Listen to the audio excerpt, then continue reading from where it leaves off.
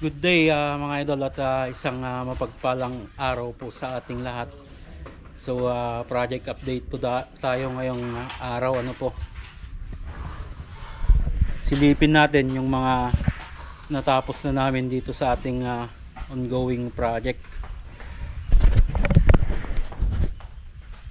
Yun, so nasa labas na nga po kami. Yan, dito sa harapan.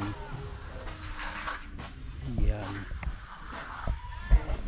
So dito sa pinaka-terrace niya mga idol, magkakaroon ng arko dito sa gilid niya. 4 na arko. And then itong mga wall na lang yung natitira. And then kapirasong beam. Saka itong 5 poste yung kailangang tapusin. 1, 2, 3, 4, 5. 5 pa na column. Saka isang wall. And then dito sa loob mga idol, tapos na dito sa kwarto na ito. And then living area tapos na po lahat dito. Then itong loob na lang po ng CR, bali 4 na side na lang po yung hindi natatapos. Itong side po dito sa kabila, at saka itong likuran ng pintuan. Dito sa kitchen mga idol, ayan, nabuhusan na rin po itong lababo. Ano po, so tinanggal ko na lahat yung partition nya. Buong ano na lang po yan, open.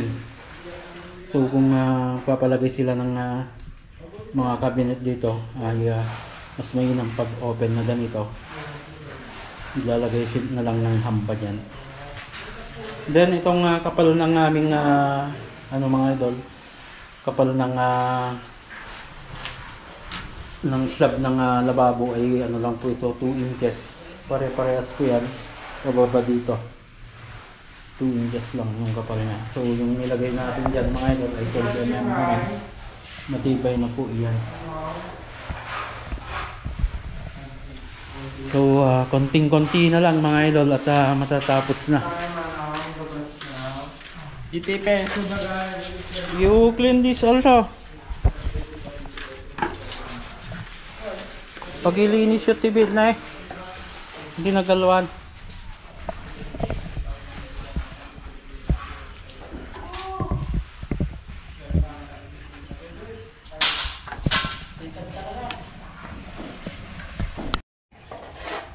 Okay mga idol, so yan yung update dito sa aming ongoing project. Ano po, so hanggang dyan mga idol, lagi po tayong mag-ingat at God bless po sa ating lahat.